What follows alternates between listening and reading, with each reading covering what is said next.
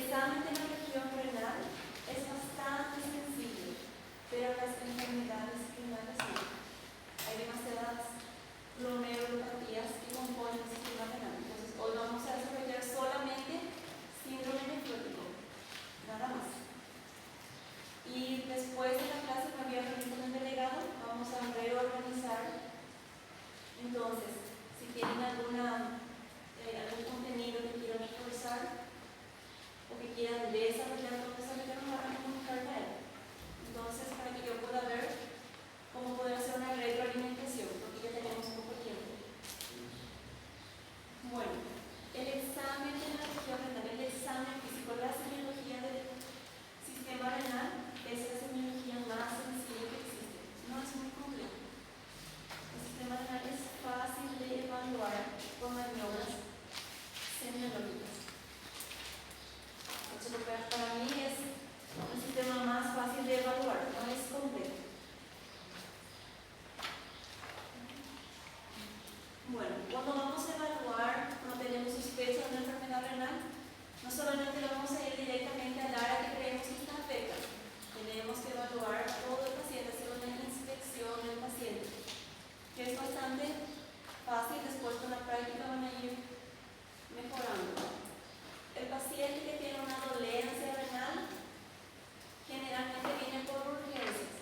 ¿Cómo viene? El paciente ya tiene así, sosteniendo el lugar donde le duele y el lado que le duele.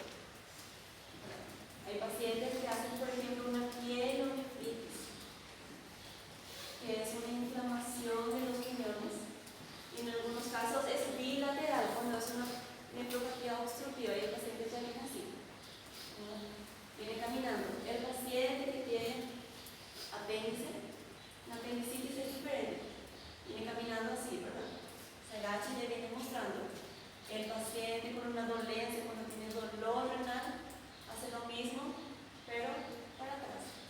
Entonces el paciente viene así, sosteniendo la cintura, ya tenemos que ubicarnos más o menos dónde está el problema.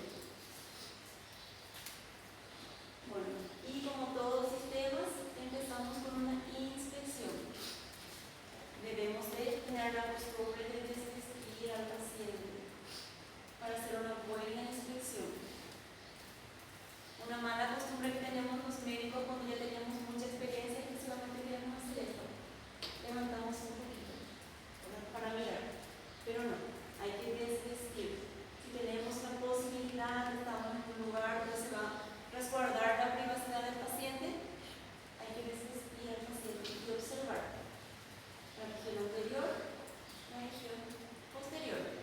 Entonces ahí que vamos a ver si hay cambio de color, si hay cambio en la superficie de la espalda, ¿verdad? Del abdomen también muchas veces. Ahí ya podemos ver si hay algún abultamiento, si hay edema, si hay cambio de coloración. Entonces, en cuanto a la inspección.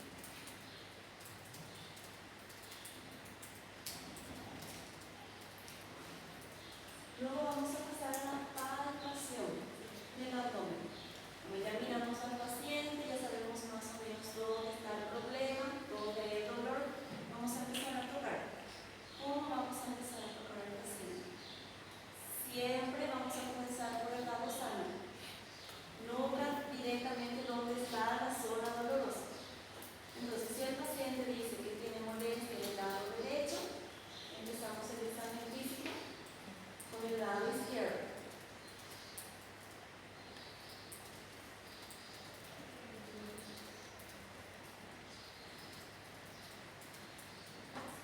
¿Y cuál es la técnica por la que vamos a evaluar?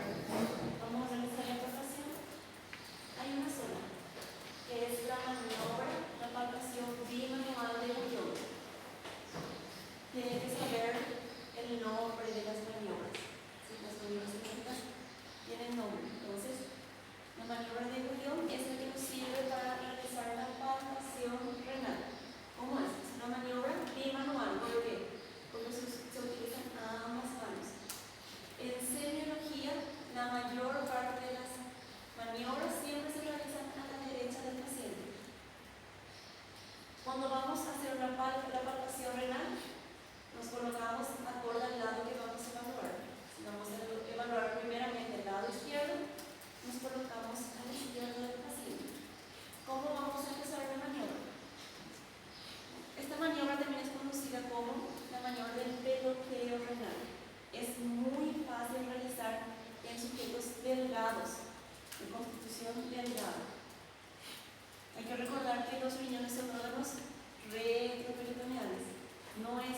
fácil palpar el riñón.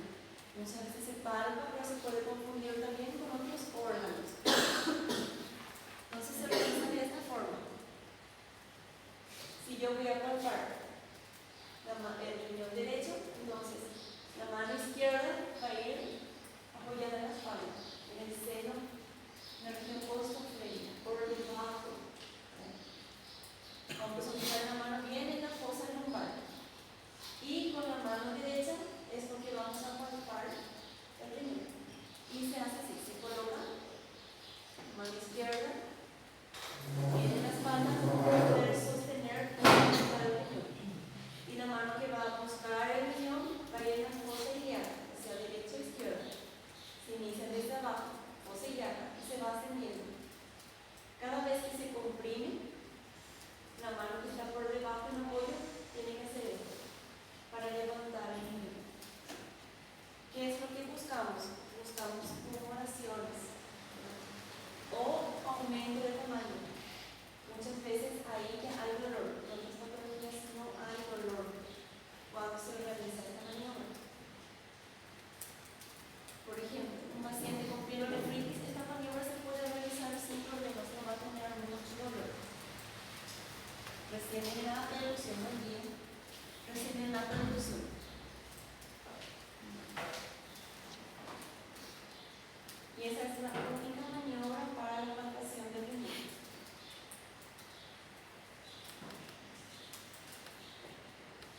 Luego vamos a la percusión. Entonces ya vimos, primero hay que hacer la inspección, que es observar, solo observar. Después la palpación.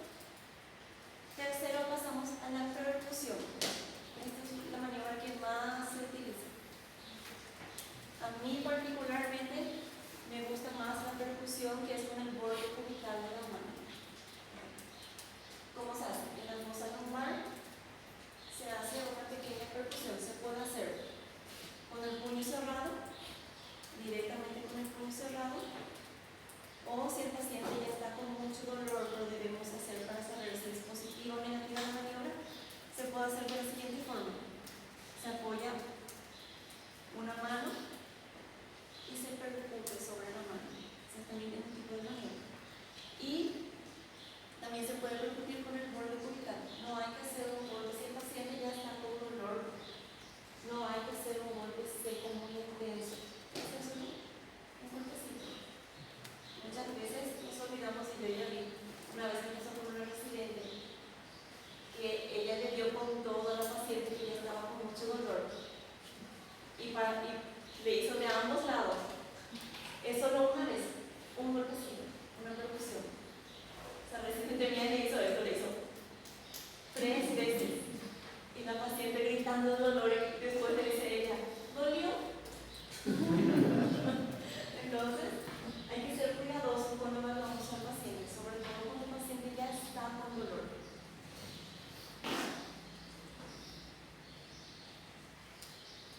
Y también lo que no es muy frecuente es la auscultación, que se realiza en la zona periumbilical, donde está la confluencia de la arteria renal.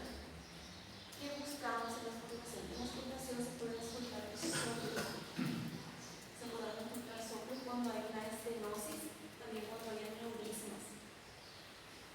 Muchas veces hay pacientes hipertensos, pacientes jóvenes, hipertensos, con muy mal control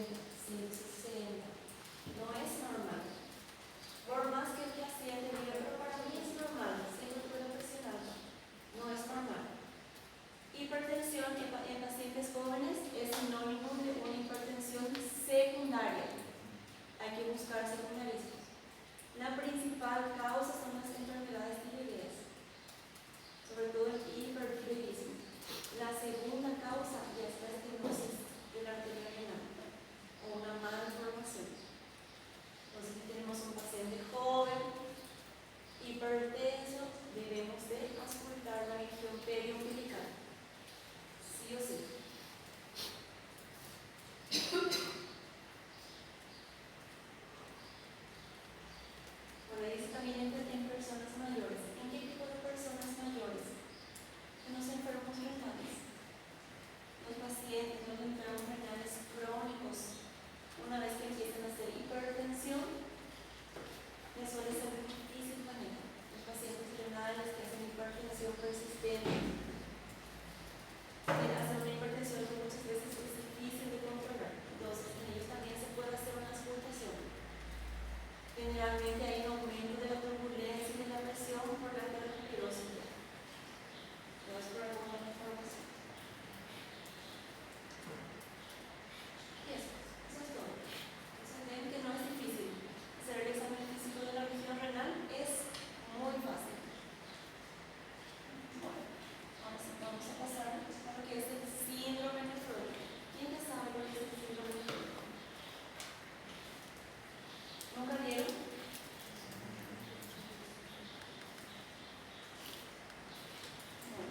Cuando pensamos en síndrome nefrótico, ya tiene que ser sinónimo automático de que hay un problema glomerular. Los glomérulos son los que están inflamados. ¿Y qué es lo que pasa? ¿Recuerdan ustedes los podocitos de la membrana glomerular que se da en histología? Los podocitos son pequeñas membranas. ¿Qué es lo que pasa? En las nefropatías, estas membranas están como más dilatadas, ya no están juntas, ya no cumplen esa función de barrera. Entonces hay un extra filtrado. Todo lo que no debe de pasar, pasa, sobre todo las proteínas. Entonces, ¿qué es lo que pasa? Cuando la permeabilidad está aumentada, hay una proteinuria masiva. Y también esto conlleva una hipoalbuminemia. ¿Cuál es la función de la albúmina? ¿Recuerdan cuál es la principal función de la albúmina? Es mantener la presión oncótica intracelular. La albúmina es la proteína encargada de mantener el líquido dentro de la circulación del espacio intracelular. Cuando hay una permeabilidad glomerular aumentada, cuando los podocitos no están cumpliendo su función de filtrado, se pierden bastante proteínas, que conlleva hipoalbuminemia. Entonces, ¿qué es lo que pasa? En el espacio intracelular, en la circulación interna, ya no hay albúmina. El líquido ya no queda dentro. Entonces, hay una extravasación de líquidos. Y es ahí cuando hay edema. Por eso también cuando hay una desnutrición proteico-calórica, el paciente no llega flaco, seco, el paciente llega edematizado, con mucha hinchazón, generalizada. Es por falta de albúmina. Bueno, entonces ya tenemos el primer componente del síndrome nefrótico es la hipoalbuminemia. Después, ¿qué más tenemos? Tenemos hiperlipemia. Cuando tenemos sospecha de un síndrome nefrótico, entonces debemos de pedir al paciente un perfil lipídico, ver cómo está el colesterol, triglicéridos, que siempre está aumentado. Y también se puede perder lípidos por orina. Esto sí no es muy común. Bueno, esto sí es importante saber, no solo porque es pregunta de examen, sino porque les va a servir para la vida.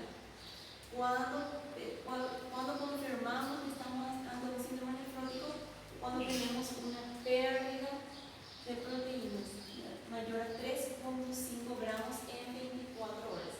¿Cómo se sabe eso? Podemos pedir una orina simple a un paciente de forma rutinaria. En la orina, ¿cuáles son los componentes del examen de orina? ¿Qué nos informa un examen de orina? Empezamos de arriba para abajo. El pH urinario, la densidad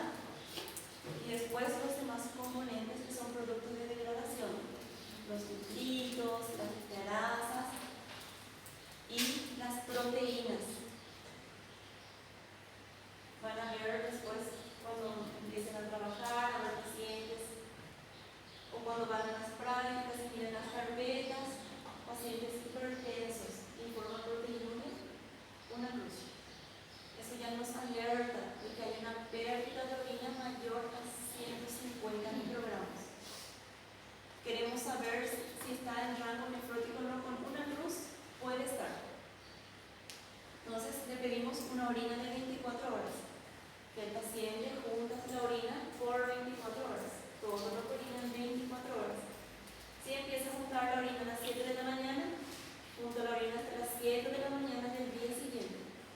Y ahí se hace el cálculo de la pérdida de proteínas. Si alcanzamos 3.5, a veces se pasa, ya estamos ante un síndrome nefrótico.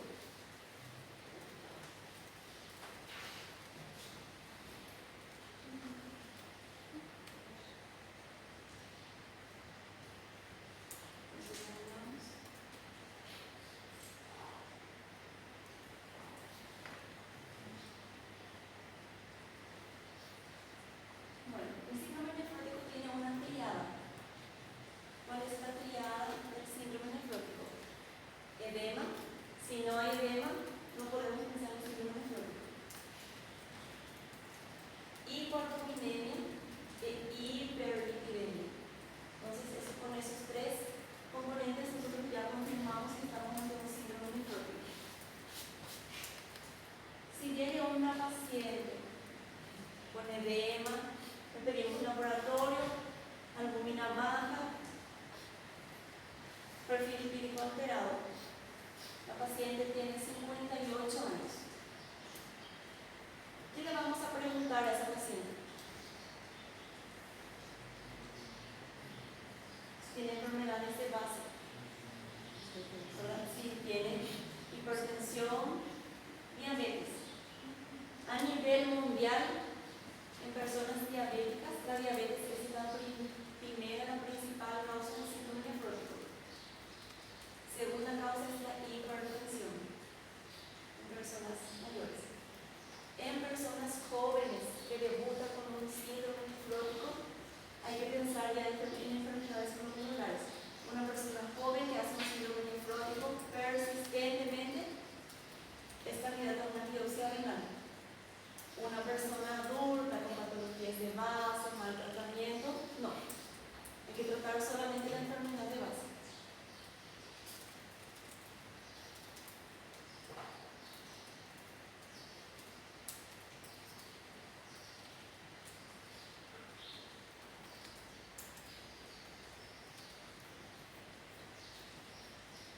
Bueno, aquí es lo que voy. En una persona joven, siempre hay que pensar en un síndrome nefrótico idiopático. ¿Qué quiere decir idiopático? Que no podemos establecer la causa del síndrome nefrótico. En ese caso, entonces, hay que realizar una biopsia. Y ahí podemos ver las hipopatías de cambios mínimos, la glomerulosclerosis focal y la glomerulonefritis proliferativa mesangial, que son patologías muchas veces que se acompañan de enfermedades autoinmunes. Ahí empieza el estudio profundo del paciente. Se realiza la biopsia, informa una de estas patologías y hay que buscar otras enfermedades autoinmunes, por ejemplo el lupus, que generalmente el paciente debuta ya con una nefritis lúpica. La nefritis lúpica está incluida dentro de las glomerulopatías rápidamente proliferativas. Hay una degeneración muy rápida del glomérulo. Bueno, dice, el síndrome nefrótico, si se mantiene en el tiempo, conlleva un mal pronóstico en la evolución de la lesión renal.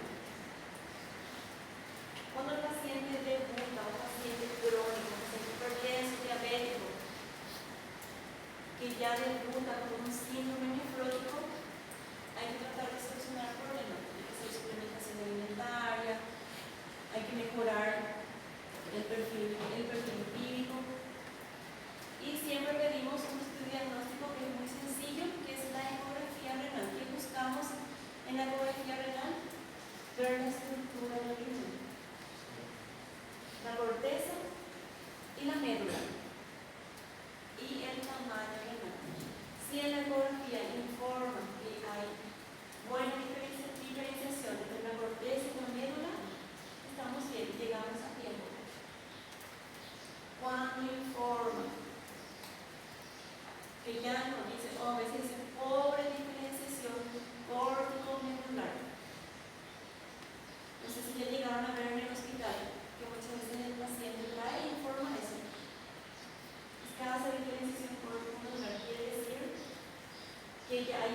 diferenciada de distribución glandular. Ya no hay una diferencia entre la corteza y la médula renal. Ese paciente ya es catalogado como enfermo renal crónico. Eso es importante, que la patología no se mantenga en el tiempo. Por eso hay que explicar al paciente por qué debe hacer el tratamiento, por qué debe tomar la medicación, el hipertensivo, cuidar la alimentación.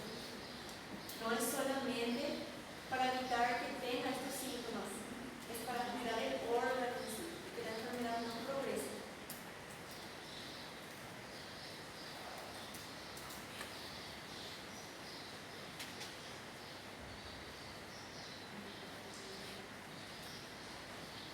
Bueno, dice, el síndrome nefrótico se asocia a notables complicaciones sistémicas. ¿Qué otra es la función del riñón?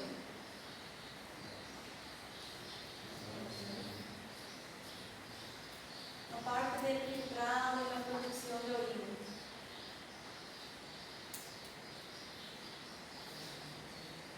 En el riñón se sintetiza una sustancia muy importante, que es la eritropoyetina. ¿De acuerdo? Entonces, si el paciente no se cuida, la enfermedad evoluciona, progresa. No solamente el paciente va a vivir edematizado, también va a vivir anémico. La anemia, ¿qué va a llevar? Una escasa circulación del flujo sanguíneo. ¿Qué va a hacer eso? Va a aumentar el gasto cardíaco. ¿Para qué? El corazón va a aumentar el gasto cardíaco para tratar de compensar, de recibir más sangre en el menor tiempo posible para redistribuir. Ese trabajo excesivo, ese gasto cardíaco aumentado constantemente, ¿qué va a conllevar? ¿Cómo? Hipertensión. Y siempre el paciente va a estar hipertenso. Si el paciente siempre está hipertenso, ¿qué va a pasar después con el corazón? Va a empezar el remodelado cardíaco. ¿Y después? Después le va a entrar una insuficiencia cardíaca. ¿Ven cómo es importante explicarle al paciente, que tomarse el tiempo con el paciente durante las consultas y explicarle detalladamente qué es lo que va a pasar con él si él no se cuida? A veces el paciente ya sabe que es diabético, pero no es hipertenso, que es muy común en el diabético. El diabético solamente cuida su alimentación el día antes y el día de la consulta. Llega sin ningún síntomas. La licenciada le realiza la prueba, la HGT, la tira, está muy bien, ¿verdad? Y cree que nos engaña. Pero, por eso hay que explicarle al paciente, debe entender nuestra función como médicos, no solamente atender al paciente, darle una especialista, es hacer que el paciente comprenda su patología. ¿Qué es lo que va a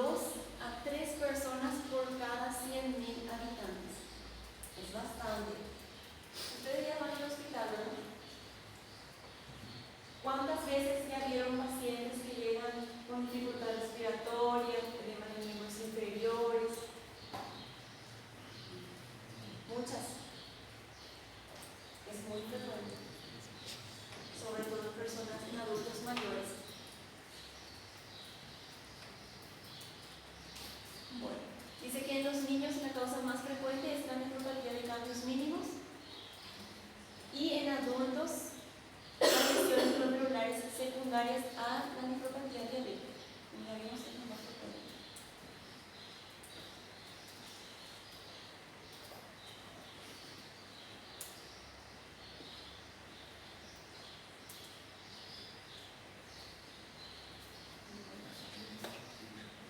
Aquí dice que en Estados Unidos la glomerulosclerosis focal es la causa más frecuente y en la región europea la glomerulosclerosis primaria es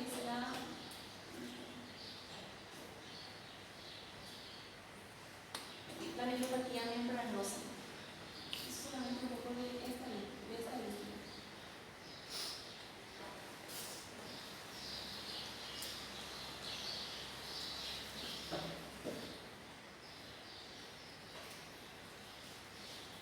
Aquí, como estamos hablando de la fisiopatología, que lo que ocurre es una alteración en la función de barrera de filtración renal.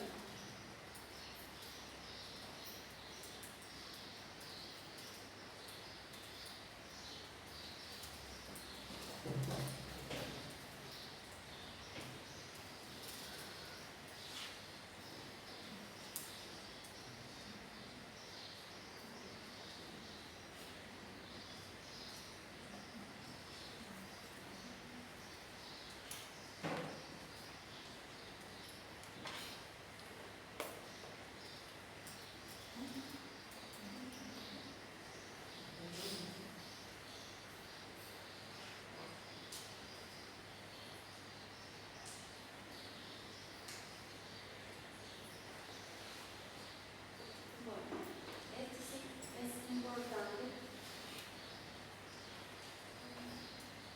Las enfermedades sistémicas. Ahí se ve muy pequeñito, no se ve, ¿verdad? Bueno, en cuanto a las enfermedades sistémicas, una enfermedad sistémica, el lupus, es la más frecuente, la nefritis lúpica. ¿En quiénes es más frecuente ver la nefritis lúpica? En mujeres jóvenes, 20 a 40 años. Cuando vemos lupus en un varón, ya es mal pronóstico.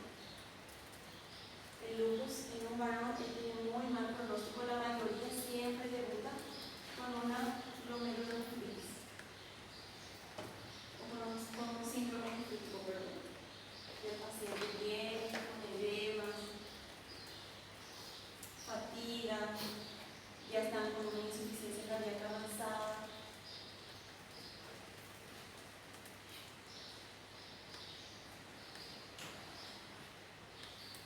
También la artritis reumatoide es una causa muy frecuente para desarrollar síndrome nefrótico. Después tenemos las enfermedades metabólicas. Ahí entra la hipertensión, la diabetes, el hipotiroidismo, también el hipotiroidismo.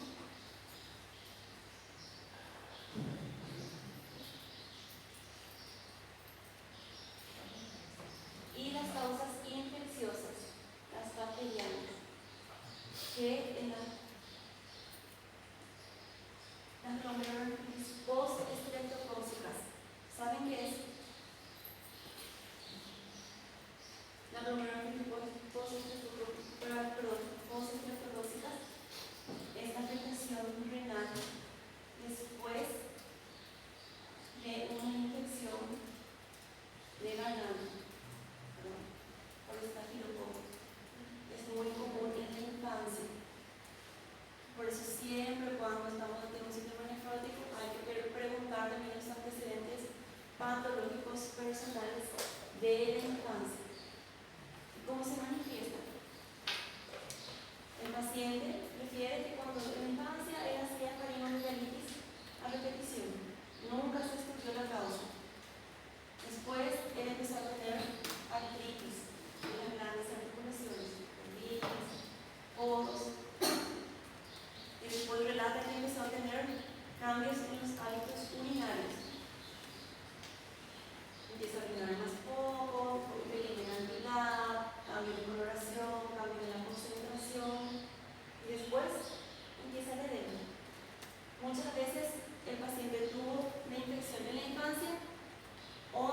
ya en la edad adulta, poco antes de empezar a presentar todos esos síntomas. Eso es más grave, porque eso causa una enfermedad glomerular rápidamente progresiva. ¿Sí? Es más agresiva. Muchos de estos pacientes ya quedan con terapia sustitutiva renal, que es la diálisis. También, otra causa infecciosa son las endocarditis. ¿Qué es lo que pasa en la endocarditis?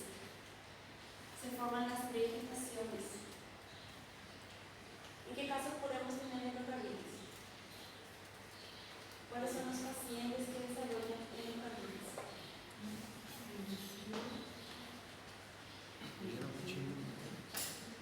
¿Ustedes ya vieron alguna vez algún paciente con endocarditis? ¿No? Bueno, los pacientes con endocarditis son más frecuentes los pacientes renales dializados.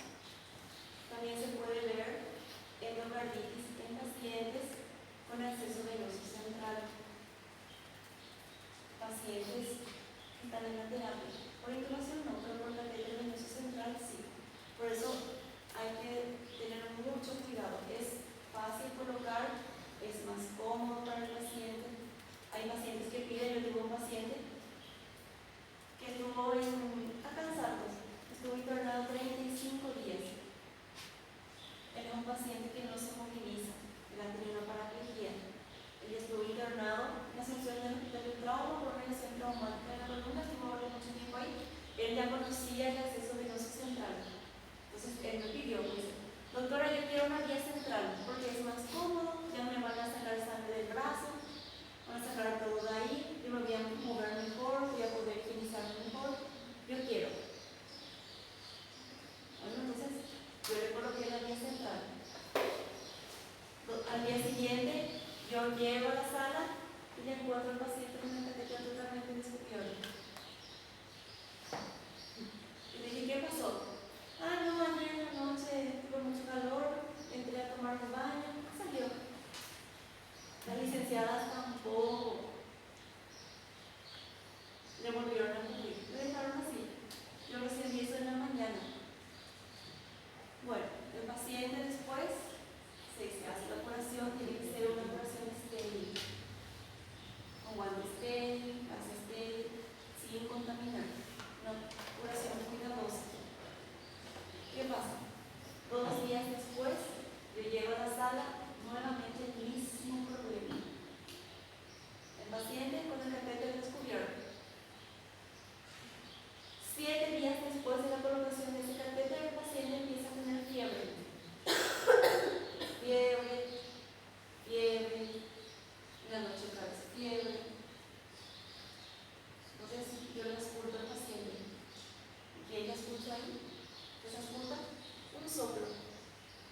Un soplo nuevo que él no tenía anteriormente. Más una fiebre. Realizamos un hemocultivo, realizamos un juego, 3 hemocultivos de 2 pares cada toma. Tienen que saber que el hemocultivo para la endocarditis tiene que ser 6 muestras. Y el germen tiene que crecer en los 6 brazos para confirmar el diagnóstico. Le tomamos una muestra y se aisló un Staphylococcus, que es un agente que no es un patógeno, es un agente propio de la piel, pero que ingresó en el corriente por ese catéter. Entonces, personas que tienen acceso venoso central, que pueden desarrollar una endocarditis, a veces puede ser silenciosa la endocarditis, el paciente solo hace fiebre, que es el síndrome febril prolongado. Y después empieza a tener edemas,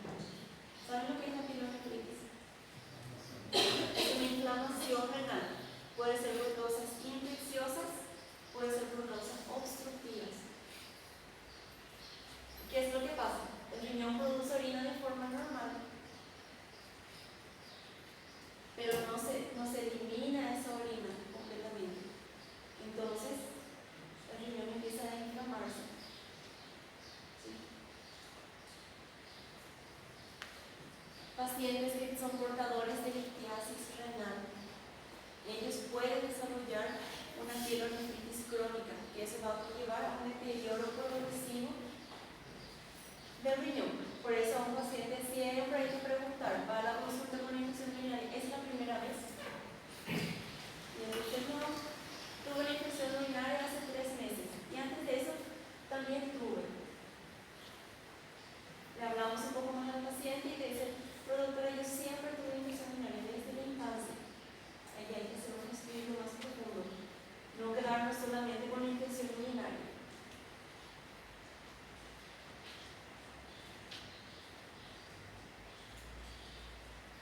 Después también puede ser por parásitos o por toxoplasmosis. ¿Sí saben lo que es la toxoplasmosis? Sí, bueno.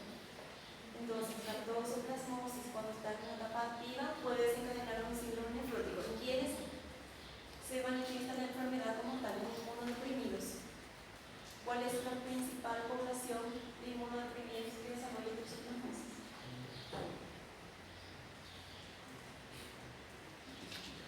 Los pacientes con VIH. Entonces, si tenemos un paciente que viene con edema, con albuminemia, hiperlipidemia, hay que estudiar también como una causa. Hay que pedirle la serología. Si no estamos logrando determinar cuál es la causa, hay que pedirle serología para VIH al paciente. Se van a llevar sorpresas. Después tenemos las enfermedades metabólicas, que ya dijimos la diabetes, el hipotiroidismo. ¿Cuándo el hipotiroidismo produce un síndrome nefrótico? No siempre. Cuando está descompensado, el paciente que llega en coma ginecomatoso, ¿verdad? Con un hipotiroidismo muy descompensado, el paciente llega en coma ginecomatoso y está totalmente edematizado en todas partes. El paciente puede estar un poco lúcido, confuso, puede estar somnoliento, puede estar totalmente comatoso, pero está edematizado por todas partes. Labios, región peripalpebral, la región facial, abdomen, extremidades, todo. El paciente llega como una pelota gigantesca. Pero eso se caracteriza porque es un edema un poco más duro. El paciente con ginecomatoso tiene un edema duro. La característica del edema del síndrome nefrótico es que es un edema blando, depresible, que suele ser frío y no tiene coloración, es un edema pálido. Porque si llega un paciente que tiene edema de ambos lados, es un edema blando, pero la pierna está caliente, está eritematosa, está roja y es dolorosa, ¿en qué vamos a pensar? Una arteriopatía, una insuficiencia vascular, podemos pensar también en una celulitis, una erisipela. El edema del síndrome nefrótico no duele.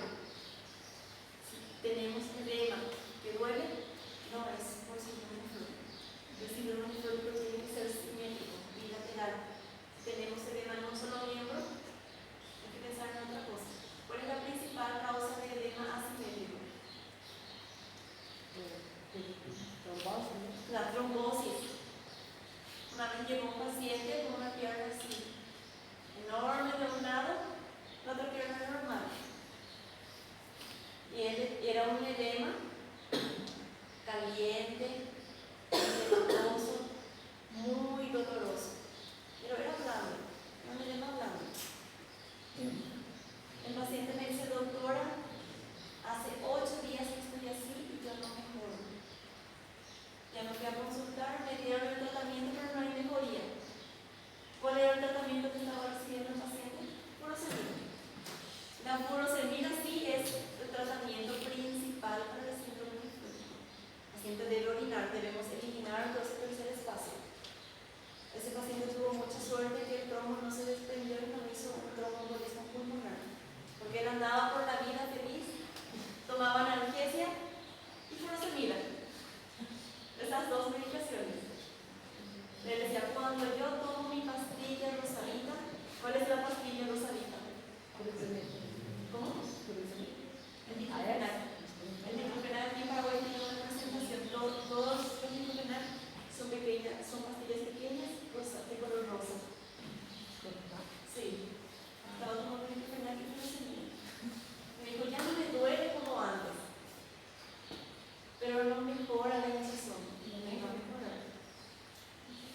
ser bilateral, doctor? ¿Cómo? Puede ser La bilateral. trombosis es muy raro, yo nunca vi.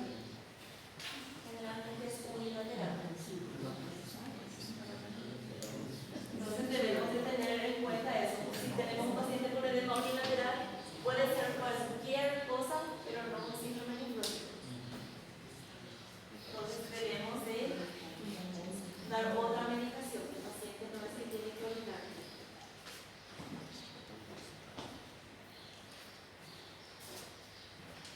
Bueno, y después tenemos las causas farmacológicas, los AINES. ¿Cuál es el AINES de uso más común?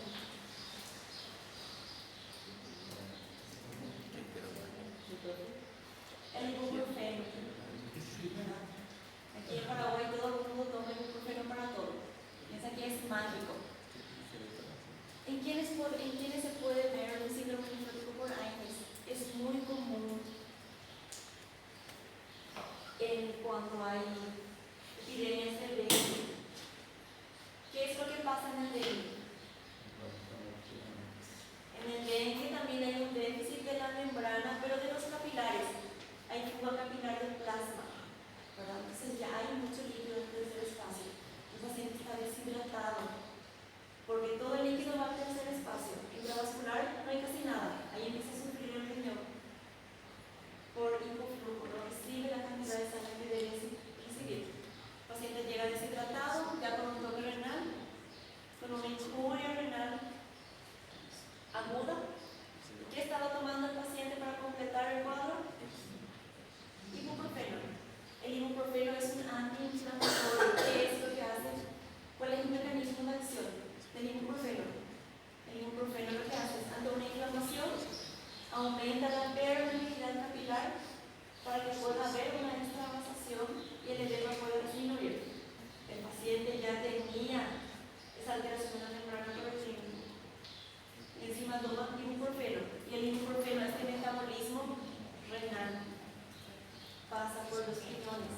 Pacientes entonces que tienen un toque renal, un paciente que viene con un perfil renal alterado, no puede recibir AINES como analgesia por este metabolismo renal. ¿Y qué es muy común ver? Que pacientes que estaban con un injuria renal recibían mucho ibuprofeno y hacen una falla renal y desarrollan un síndrome nefrótico por eso.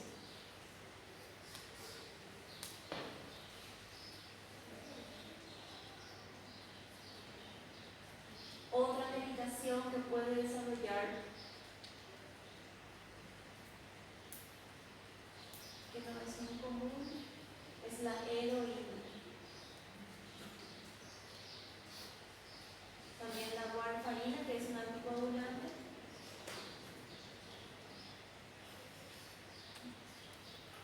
Y después también algunas neoplasias, sobre todo las leucemias. ¿Por qué creen que la leucemia puede conllevar a desarrollar un síndrome nefrótico? ¿Cómo está un paciente con leucemia? La médula ya no produce sus componentes. ¿Qué ocurre con el paciente? Un paciente está anémico, está desnutrido.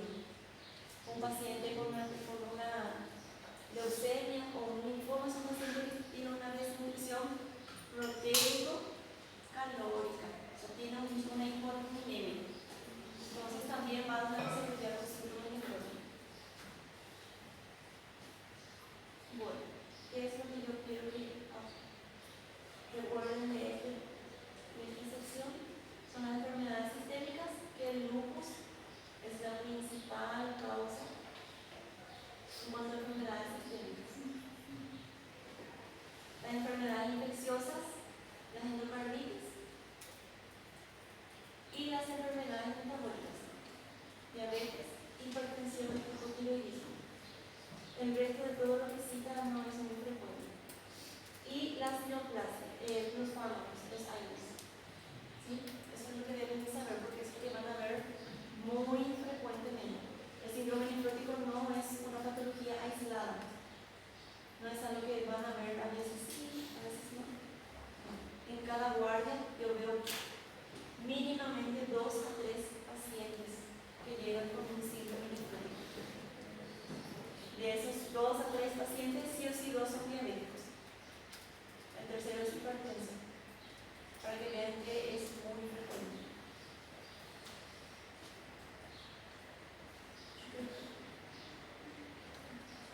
Doctora, Sí.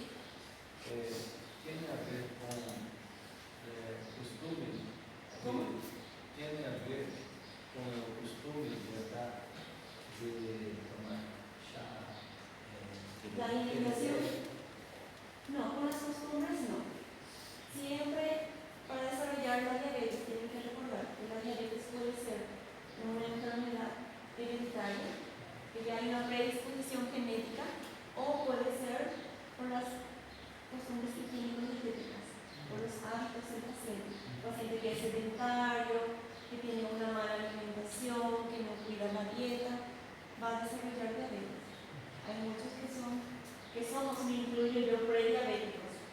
Yo no soy obesa, pero yo no hago mucha actividad física. En mi familia no hay ningún paciente diabético, porque es lo que yo no cuidaba, mi alimentación. Me realicé una vez la prueba de la hemoglobina glicada, tenía 5.6 de glicada.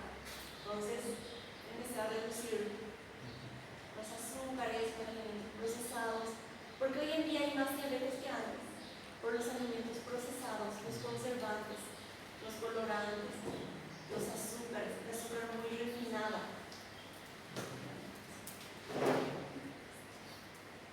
Pero el tereré lo que no contribuye mucho es a la hidratación. El tereré tiene, y el mate también, o sea, la hierba tiene mucha acción diurética.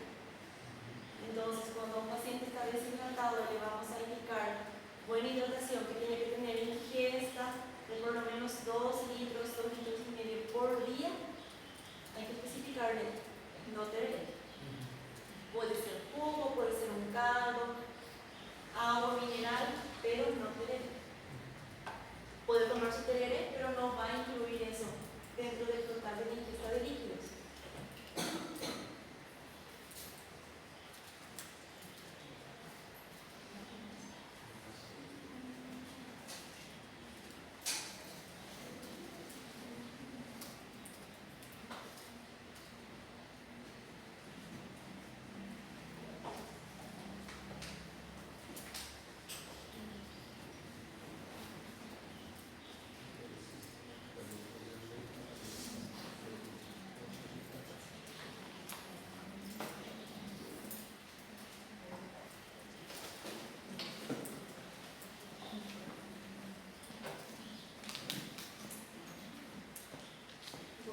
¿Cuándo vamos a tener hipoproteinemia? Cuando tenemos una escasa producción de albúmina o una pérdida grande de albúmina. Ya vimos cuando hay pérdidas, cuando hay un defecto en la membrana de filtración del filtrado glomerular. Cuando hay un déficit de producción de la albúmina. ¿Dónde se sintetiza la albúmina?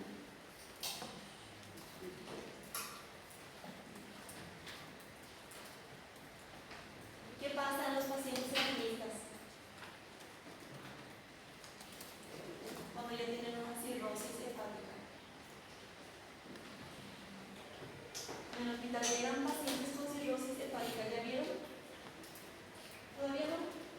El paciente cirrótico llega ictérico, con una coloración ictérica de piel, mucosas. Aparte de eso, llega con ascitis, el abdomen globuloso, con circulaciones colaterales. Tocamos el abdomen del paciente y ahí tenemos el signo. ¿Cómo es el signo cuando hay edema en el abdomen? La fobia es para superficies óseas planas. Si queremos ver si hay edema en el abdomen, ¿qué hacemos? ¿Cuál es la maniobra? ¿Cómo? No, para saber si el abdomen tiene edema. Eso es para la ascitis, para el edema. Hacemos el pinzamiento digital. ¿Qué es el pinzamiento digital? En forma vertical, se pinza la piel y la turgencia está disminuida. Queda, así como en el signo de Godet, queda la huella del dedo, lo mismo pasa en el abdomen cuando hay edema. Es diferente edema y asitis. El paciente con cirrosis tiene las dos cosas, tiene edema y tiene asitis. La albúmina se produce en el hígado. Por eso un paciente con enfermedad hepática en estadio avanzado o en estadio terminal es un paciente con hipoalbuminemia. Si tenemos un paciente renal con hipoalbuminemia, ¿qué le vamos a indicar? Una dieta hiperproteica. Le podemos suplementar, le podemos decir que consuma alimentos que con alto contenido de proteínas.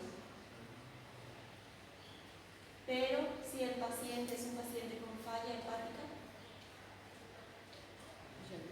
ya no, le va a comer pero el hígado no va a producir, no va a absorber. Entonces, en un paciente que tiene déficit de la producción por una enfermedad terminal, solamente se hacen medidas paliativas. Ahí sí un paciente con cirrosis hepática ya de por vida tiene que tomar diuréticos para eliminar el tercer espacio, para eliminar líquido extracelular.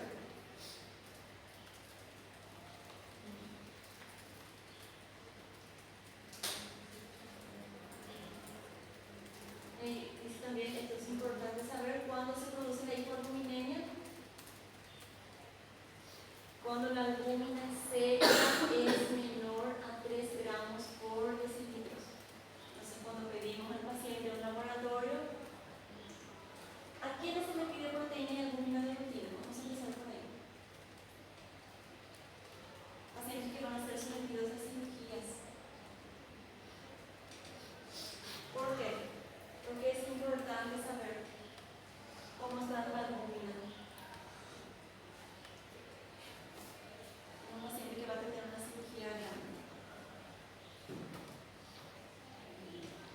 ¿Cómo? No. La función renal vamos a evaluar por la urea y la creatinina. ¿Qué dijimos? La albúmina tiene una función importante también en la cicatrización. Entonces, les voy a comentar un caso. Tuve una paciente anciana, 85 años. Ella era diabética, hipertensa. Ella hizo una función intestinal. La paciente estaba con una desnutrición proteico-calórica. Entró a cirugía. Al salir durante la cirugía, ¿qué se pierde? Se pierde mucho fluido, mucho líquido, no solamente sangre. Ella entró a la cirugía, salió todo bien, pero ¿qué pasó después? Empeoró la hipoalbuminemia que ella tenía, empezó a tener edema. Cuando tenemos edema, hay líquido en el tercer espacio. Si nosotros hacemos un cortecito pequeño, un paciente bien superficial, va a salir líquido, no va a salir sangre. Entonces, ese líquido, debido a la hipoalbuminemia, ese líquido estaba todo en el tercer espacio, que empezó a filtrar lentamente por el sitio donde fue la incisión para la cirugía. Y ahí hubo un retardo de la cicatrización. La herida nunca sanó. La paciente no falleció a consecuencia de la oclusión intestinal. Ella falleció a consecuencia de una infección del sitio quirúrgico grave. Por eso es importante, un paciente que va a ser sometido a una cirugía programada, debemos pedir proteína, ver el estado nutricional del paciente y preparar al paciente. Eso es una etapa importante del prequirúrgico, del preoperatorio, el estado nutricional del paciente.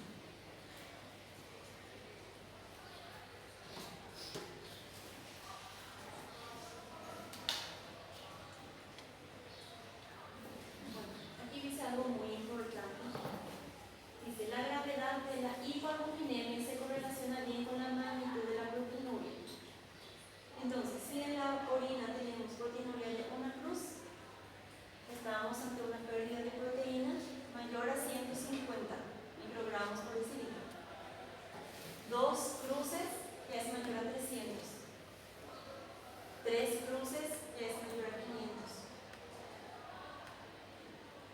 Y muchas veces 3 cruces ya es mayor a 3 gramos. 4 cruces es mayor a 4 gramos.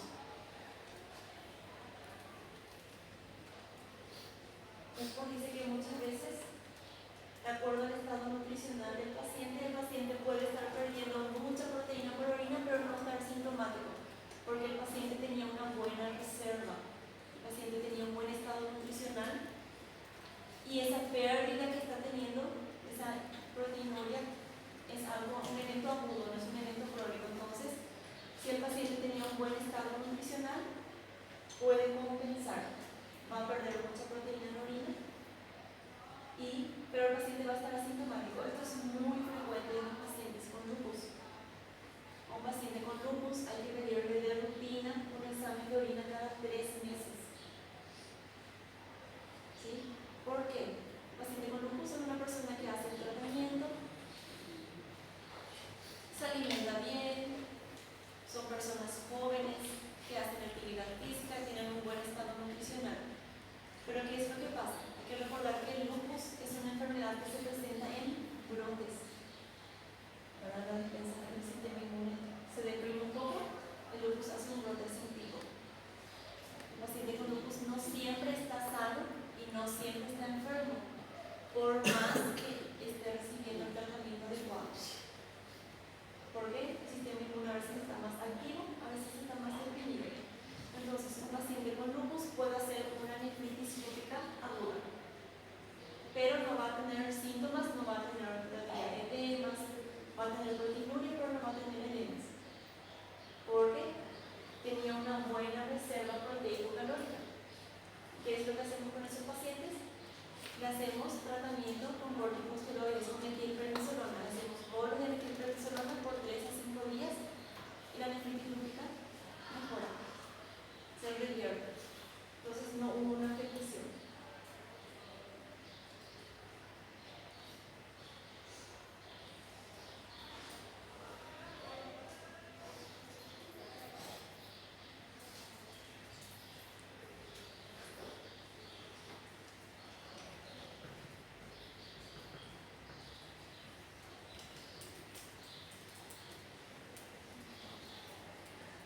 Bueno, hay algunas sustancias.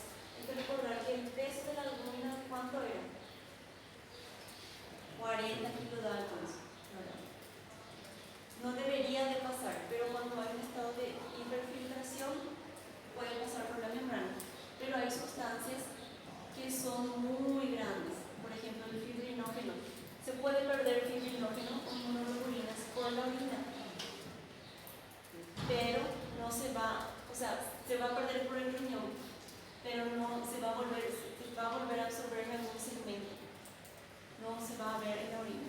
Como por ejemplo que son estas inmunoglobulinas, los fibrinógenos. Esto sí, ¿dónde vamos a poder encontrar aumentados? No en orina, sino en sangre. ¿Vale? Esas son sustancias muy grandes que cuando hay afectación glomerular tenemos que pensar también, pero no tenemos que buscar en orina, tenemos que buscar en sangre.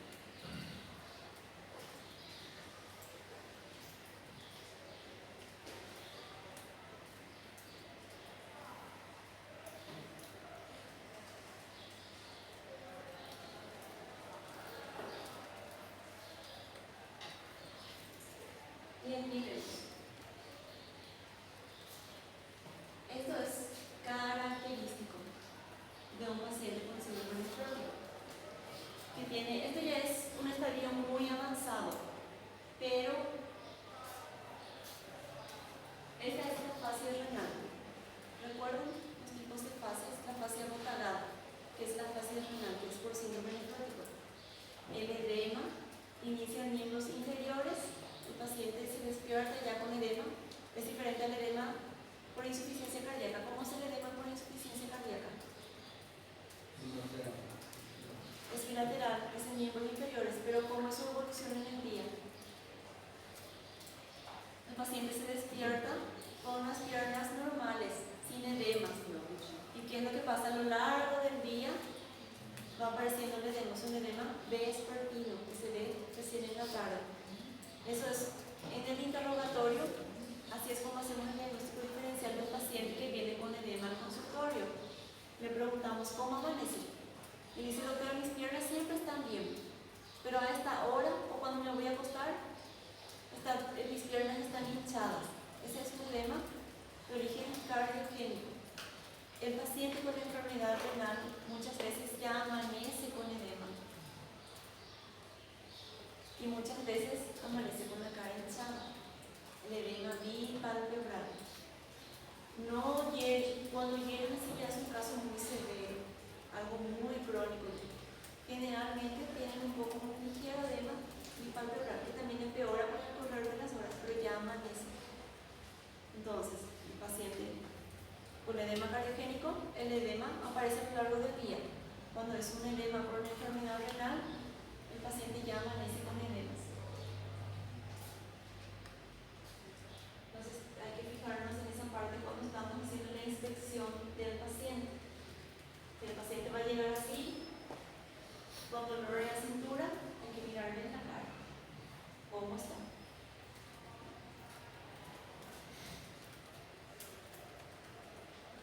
Bueno, aquí dice que los pacientes lleguen así es como niños. Como yo no veo niños, nunca vi, pero sí ya vi adultos que llegan así, que son adultos que tienen meses de evolución. No es un evento agudo. El paciente que está iniciando con sus síntomas tiene un ligero edema. Y es que se ve más en personas añosas y ellos piensan que es por la edad. Van a ver como abuelitos con el párpado un poco caído y tienen como una bolsita de líquido. Eso es muy frecuente. Bueno, características del edema son edemas blandos que dejan fobia, se localizan en zonas declives. ¿Cuáles son las zonas declives? Miembros inferiores y la región sacra. El edema en región sacra vamos a ver en un paciente que está encamado o acostado por mucho tiempo. Y hay que evaluar, sobre todo en pacientes internados, muchas veces pacientes internan, le realizamos las medidas, los directos, la medicación para tratar la enfermedad que está desarrollando el síndrome nefrótico. Y evaluamos al paciente y le miramos las piernas. Tocamos las piernas y decimos ya no tiene edema. Lo suspendemos el diurético, vuelve la nasarca. La nasarca es el edema generalizado. ¿Por qué fue lo que no hicimos? Solamente tocamos las piernas, no revisamos las caderas. Porque el líquido se moviliza de acuerdo al gradiente de presión. Si las piernas están elevadas, ¿dónde va a ir el líquido? Va a ir a las caderas. Si un paciente está muy edematizado, ¿cómo llega el paciente cuando tiene un edema generalizado? Tiene dificultad respiratoria. ¿Y qué es lo que le trae a consulta? No es la dificultad respiratoria. El paciente viene a consulta cuando ya no puede dormir. ¿Por qué no puede dormir? Porque su movilidad Sí, no puede ser grave. pero si un paciente que tiene edema en miembros inferiores y dice que ya no consigue dormir por las noches, ¿por qué es? ¿Cómo? Tiene molestias. ¿Pero cuál es la molestia? Recuerden que el edema se moviliza de acuerdo a la posición del paciente. Vamos a ver. Supongamos que de aquí para aquí son las caderas y las piernas. Aquí arriba están los pulmones bien ventilados. El paciente llega en la noche, se acuesta. ¿Y qué pasa con el líquido? Va a los pulmones.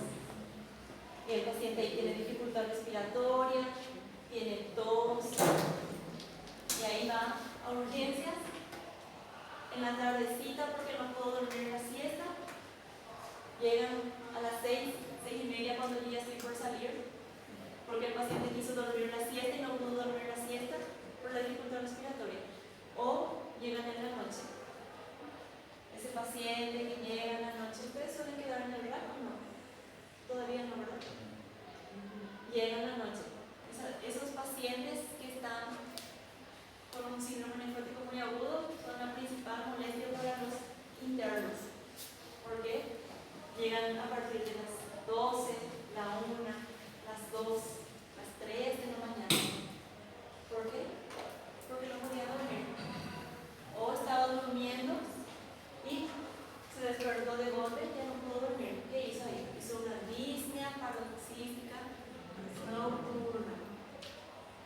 paciente durmió y se despertó por el exceso de líquidos.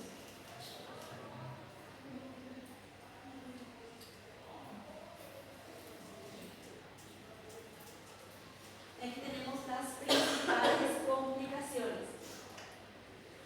Bueno, podemos determinar la gravedad de la hipoalbuminemia de acuerdo a la cantidad de líquido que podemos observar. Si el líquido está solamente en miembros inferiores, es una citis, es una hipoalbuminemia moderada. Una hipoalbuminemia grave ya es cuando tenemos más cantidad de líquido. Tenemos el líquido del abdomen, que es la citis, y aquí es donde es más frecuente ver en los pacientes con cirrosis hepática.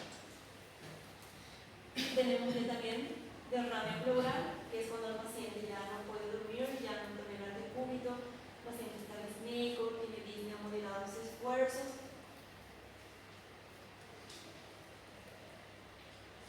Y ahí por un ejemplo que es muy frecuente en insuficiencia cardíaca.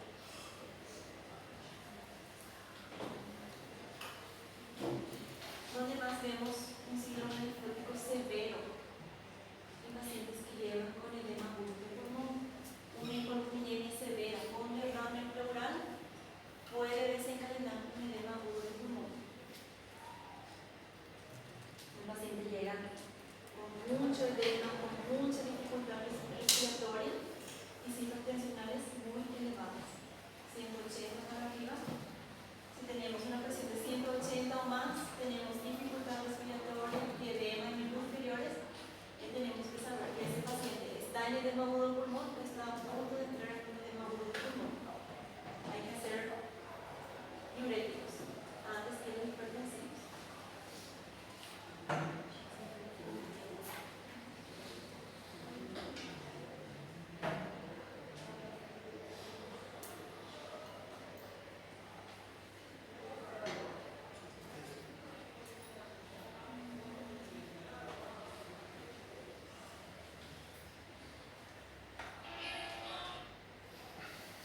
Aquí lo importante aquí es los factores intrarrenales que desencadenan el síndrome nefrótico.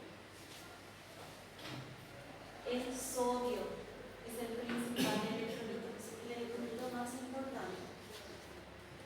¿Cuál es la función del sodio? ¿Qué hace el sodio? El sodio atrae agua.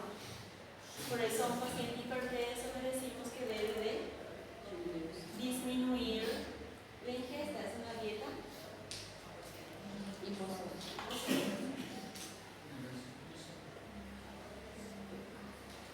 Entonces, un paciente le pedimos sus electrolitos y el sodio puede estar muy bajo. Un paciente que tiene mucho, si tiene hipoalbuminemia, tiene mucho líquido, el sodio puede estar muy bajo. ¿Qué debemos hacer en ese caso? Vamos a reponer el sodio.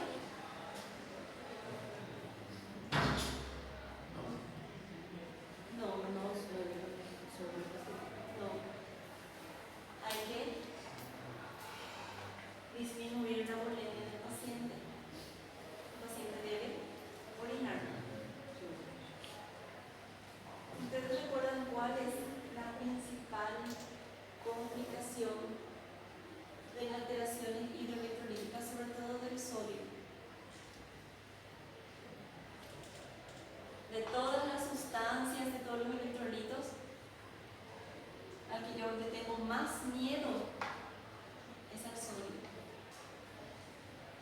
Cuando yo veo en un laboratorio un sodio muy alto, o un sodio muy alto es un poco más fácil de compensar, pero cuando veo un sodio muy bajo, yo tengo miedo. ¿Cuál es la principal complicación de la corrección rápida del sodio?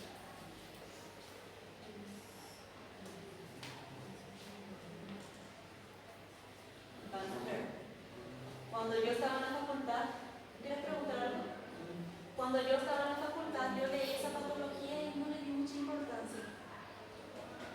Hasta que después en la residencia vi varias veces.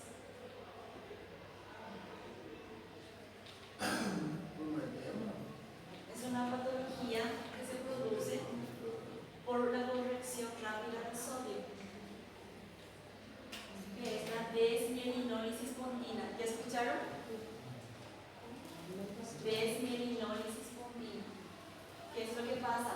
Se rompen las fibras de mielina y es algo irreversible. Eso es irreversible. ¿Y cómo ocurre? Por una conversión rápida del sodio. Entonces, cuando tenemos una alteración del sodio, debemos evaluar todo el contexto del paciente. Si el paciente tiene signos de deshidratación, realmente sí falta sodio. Si el sodio está bajo y el paciente está edematizado, ya constatamos que es un síndrome nefrótico, pero el sodio está bajo,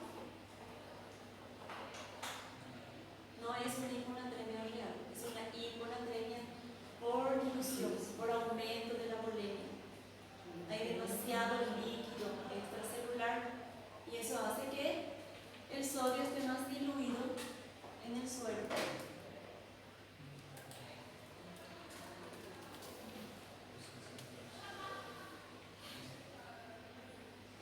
Y también cuando hay una retención de sodio, cuando hay un exceso de sodio, eso también va a conllevar a un síndrome nefrótico. ¿Por qué? Va a empezar a haber mucha retención de líquido. Y tenemos dos problemas, cuando el sodio está muy bajo, cuando el sodio está muy alto.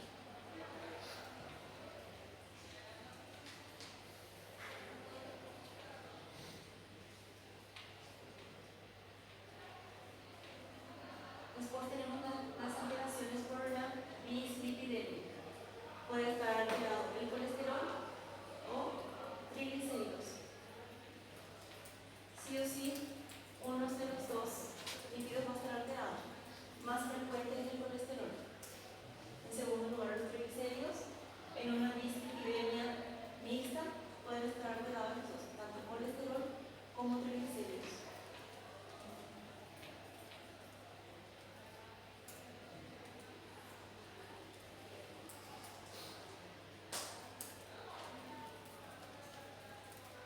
Bueno, y aquí tenemos lo que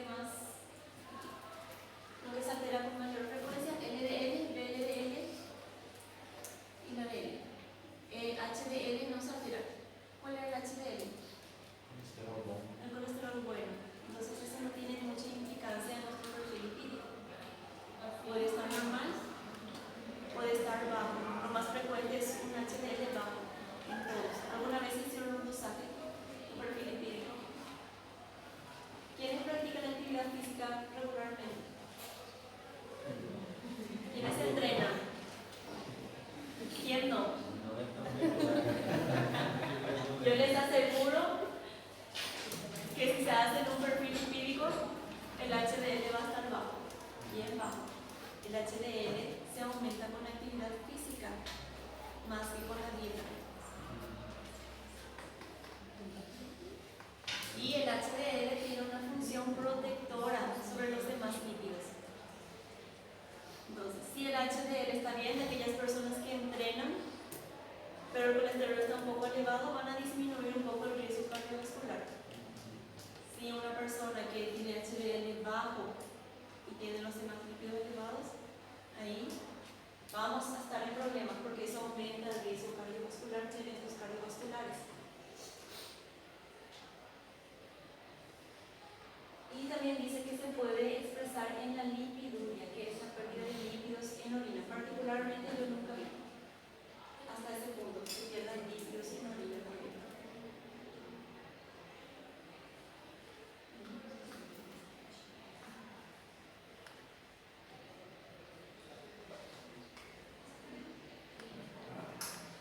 El riesgo cardiovascular y daño renal. Bueno, los pacientes con síndrome nefrótico prolongado, que ya dijimos que mientras más tiempo permanezca el síndrome y la enfermedad en el paciente,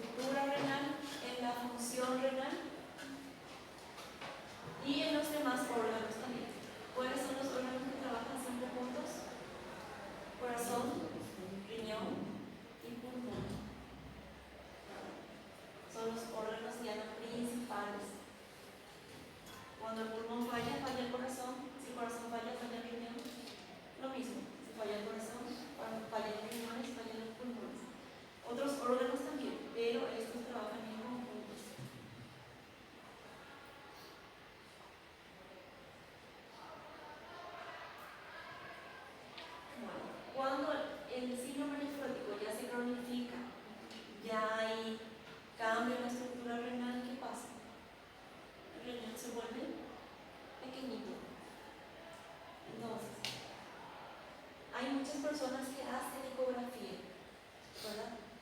Pero una ecografía básica y solamente informa que el riñón izquierdo está disminuido en tamaño, o ambos riñones. Cuando tenemos un riñón pequeño, sí o sí ya tiene cambio en la estructura, ya no hay diferenciación córtico-medular, ya es un paciente renal, un enfermo renal crónico, y ya tenemos que saber si el paciente nunca hizo un síndrome nefrótico, va a desarrollarlo en algún momento. Y ahí van a empezar todos los problemas.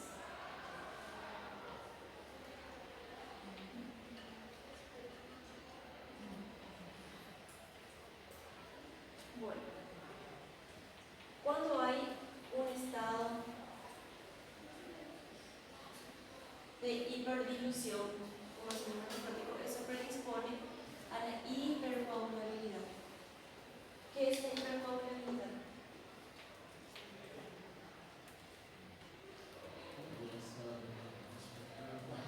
¿Cómo?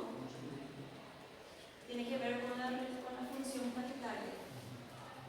Entonces podemos ver que no solamente es edema, sino también se puede producir trombosis. Entonces hay que hacer el examen físico. ¿Recuerdan cuáles eran las maniobras para hacer el diagnóstico de una trombosis venosa profunda?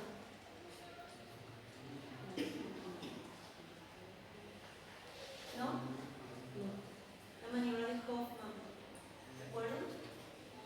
Que es la palpación de los músculos gemelares en las pantorrillas. Se hace una pequeña palpación y se hace una hiperextensión del pie. Tiene que doler. Eso es un Hoffman positivo. Si no tenemos laboratorio, no tenemos tampoco medios de imágenes, pero tenemos un signo de Hoffman positivo, podemos iniciar tratamiento para una trombosis venosa profunda. Si el examen físico, el signo de Hoffman es negativo, ya se descarta una trombosis.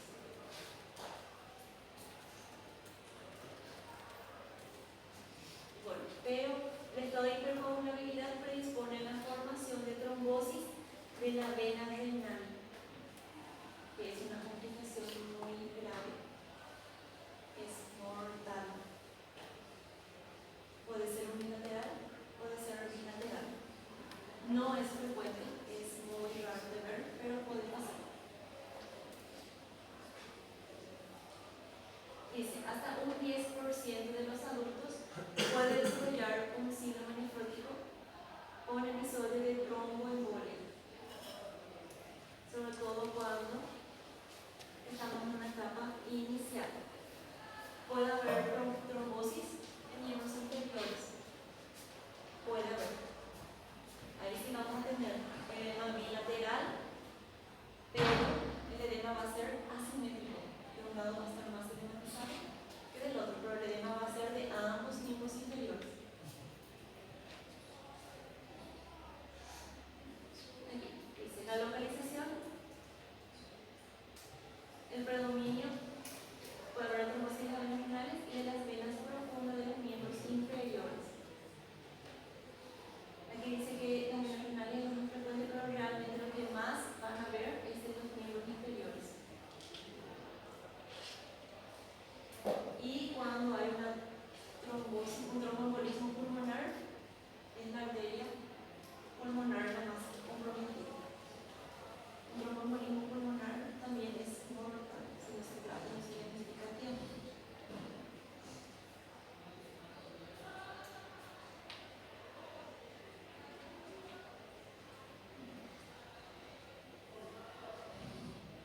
¿Saben cuál es el tratamiento de la trombosis? Anticoagulación. Siempre cuando tenemos sospecha de trombosis, lo primero que debemos hacer es anticoagular al paciente. Dice, el riesgo de trombosis es proporcional a la gravedad de la hipominemia. Mientras más desnutrido esté el paciente, hay mayor riesgo de trombosis. Lo normal, elegimos a partir menor de 3 gramos por decilitros, ya estamos ante una hipominemia. una albúmina sérica menor a 2 ya es una hipoalbuminemia grave, severa. Es muy raro, pero se ve. Pacientes muy desnutridos que tienen una albúmina de 1, 1.5. Esto es lo de ver. Lo normal es de 2, 2.5, 3. 2.5 sí es bastante frecuente el hallazgo laboratorial. Y como les dije, la afectación de la trombosis de la vena renal puede ser unilateral o puede ser bilateral.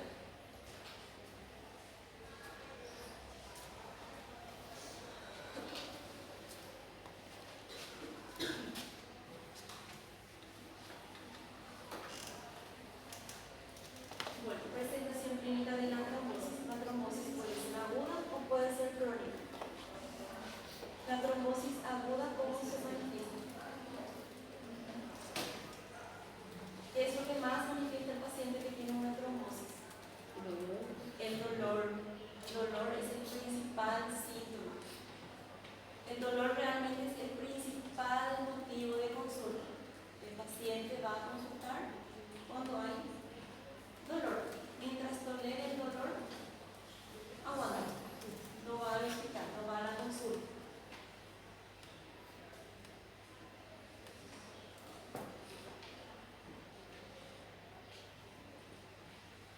Cuando se cronifica ya, hay una disminución ya del dolor. ¿Por qué? ¿Qué es lo que pasa cuando hay una trombosis? Hay una obstrucción del flujo, ¿verdad? Una obstrucción que puede ser total, puede ser parcial. Cuando hay una obstrucción total, la circulación ya no continúa y ahí se empieza a ver dolor porque el músculo está sufriendo, porque no está recibiendo el aporte necesario de sangre y oxígeno y ahí hay dolor. Cuando hay una trombosis con una oclusión parcial, cierto grado de flujo todavía pasa. El paciente puede tener dolor al inicio, pero después el dolor va a ir pasando. ¿Por qué? Cuando hay un hipoflujo, se forman neovasculaturas, vasculaturas accesorias, ¿verdad? Nuevos capilares también. Y eso va a ir supliendo. Entonces, después va a llegar un momento que va a salir solo una molestia y ya no va a haber tanto dolor, porque ya está compensado el aporte de oxígeno y de sangre. Particularmente, una trombosis crónica yo vi una sola vez en una paciente. Ella tenía una insuficiencia, ella tenía el diagnóstico de una insuficiencia arterial crónica. Tenía cambios tróficos, ulceraciones, un poco de dolor, el dolor era intermitente, no era muy intenso. Se hizo todos los estudios y descubrieron que ella lo que tenía realmente era un trombo, que no cubría la totalidad del lumen vascular. Entonces, esa era una trombosis crónica. Se retiró el trombo, se buscó la causa del trombo y la paciente no llegó a una amputación.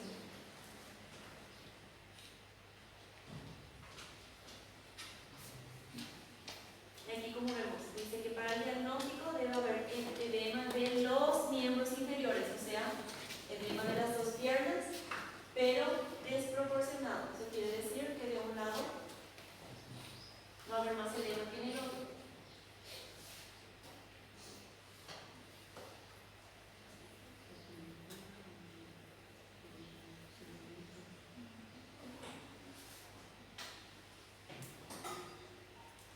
Bueno, el cribado diagnóstico son los métodos que vamos a usar.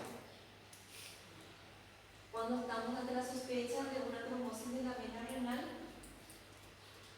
generalmente se estudia la función renal, le vamos a medir la urea, creatinina, las proteínas totales, las albúminas, la albúmina también.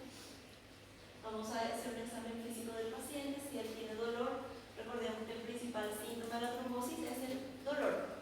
Entonces el paciente puede tener puño percusión positivo, puede tener dolor inclusive a la palpación, puede tener hematuria macroscópica o puede tener clínica de la tromboembolia pulmonar. ¿Recuerdan cuál es la clínica de la tromboembolia pulmonar o no desarrollaron esa parte? El tromboembolismo pulmonar no llegaron a desarrollar. para cuando